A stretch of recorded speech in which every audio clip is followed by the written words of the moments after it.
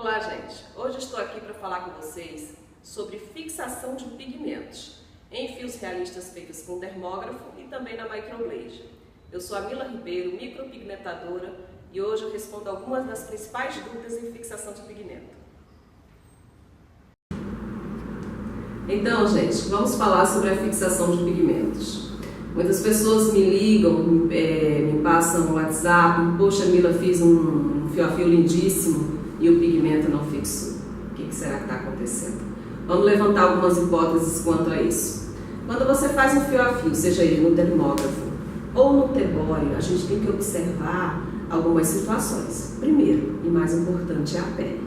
Cada pessoa, gente, tem uma espessura de pele diferente. Algumas pessoas têm pele mais fina, então você tem que colocar menos pressão. Pessoas com pele mais ampla, pele mais grossa, você tem que ter uma pegada, uma pressão mais firme. Não é afundar a agulha nem a lâmina, jamais. É uma pressão firme, com a pele bem tracionada, com a pele bem esticada, porém não é uma pressão para baixo, é uma pressão em deslizamento. Tipo de pele. Então, assim, a nossa pele, ela tem a primeira camada, que é a epiderme. Se você depositar o pigmento só na epiderme, ele não vai fixar. Em 20 dias esse pigmento ele não tem mais nada na pele da cliente. A epiderme, ela leva entre 28 e 30 dias em peles jovens, normalmente é a média, para se regenerar. O que significa? O tempo todo a epiderme está empurrando camadas de pele de dentro para fora e vai saindo em formas de escamas, a pele vai se renovando. Se você depositar o pigmento a nível de epiderme, primeiro sinal que você depositou na epiderme é que não houve nenhum sangramento. Então ficou a nível de epiderme. O que vai acontecer? A epiderme ela vai empurrar esse pigmento de dentro para fora e não vai fixar o pigmento na pele. O ideal é que você venha com esse pigmento aqui para a derme, essa região aqui da derme. A derme ela se divide na camada papilar, que é a camada onde você deve depositar aqui a micropigmentação. A micro deve estar aqui na camada papilar. E a derme se divide também na camada reticular.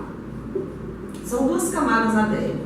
A que eu quero, a que o micropigmentador precisa ter a pressão correta para atingir, é a camada superficial. É a primeira camada de derme. Você vai reconhecer quando sair, quando você fizer o fio a fio e você ver essas gotículas de sangue, como se a pele tivesse sido apenas arranhada, como se a pele tivesse sido apenas arranhada. Terceira camada de pele é a hipoderme. Na hipoderme, se o pigmento, você colocar o pigmento aqui no fundo da pele, pegando a última camada de pele, porque abaixo dela já vem os músculos, o que vai acontecer é que você vai ter uma migração desse pigmento. O pigmento ele vai se espalhar. Vai dar um efeito de fio, muita gente fala, eu fiz o fio a fio e após a cicatrização não tem um fio definido, ficou um borrão, ficou esfumado. É porque foi profundo demais. Se foi profundo demais, teve um grande sangramento, teve uma grande inflamação na pele da cliente, teve uma grande crosta. Então não tem jeito, a gente precisa realmente de experiência, de muitos trabalhos, de muito treino para desenvolver essa pressão adequada da mão. Se inflamar muito a sobrancelha micropigmentada, fio a fio, o pigmento não fica na pele. A inflamação ela vai fazer com que o organismo mande muitas células de defesa e expulse aquele pigmento de dentro da pele, fazendo com que não fique absolutamente nada na pele. É um mecanismo de defesa natural do nosso organismo. Então a gente precisa estudar bastante para a gente fazer os trabalhos o mais duradouro possível. Tipo de pele. Tipo de pele, Mila, interfere? Pele mista, pele lipídica, pele seca, pele eudérmica, interfere. A gente sabe que nas peles lipídicas, amplas, grossas, com poros muito abertos, não há uma boa durabilidade do fio a fio. Você faz, fica lindo e em pouco tempo ele acaba. Não é que existe uma contraindicação, gente. Não é contraindicado fazer em pele oleosa. Pelo contrário, pode ser feito. Só não vai ter uma boa durabilidade. Isso fica a cargo do cliente, se ele quer uma sobrancelha, uma técnica que dure muito ou se ele quer uma técnica natural. É o cliente que vai escolher. Mas você tem que observar e conversar com o cliente a respeito do tipo de pele dele, se é ideal para ele o fio a fio. Tem outras técnicas naturais também no mercado, sai bastante, os esfumados têm entrado com bastante força. Então é uma opção também de se oferecer ao nosso cliente. E eu já passei muito por essas situações, a gente conversando com o cliente, a gente descobre o que ele quer, às vezes não é nem o fio a fio. Fio a fio é o nome da moda, mas às vezes não é exatamente o que o cliente está procurando. Tipo de pigmento. na micropigmentação de fio a fio feita com termógrafo, a gente necessita de um pigmento mais líquido. Na micropigmentação feita com tebore, gente, a gente precisa de um pigmento pastoso. Não tem como carregar na lâmina do tebore um pigmento líquido.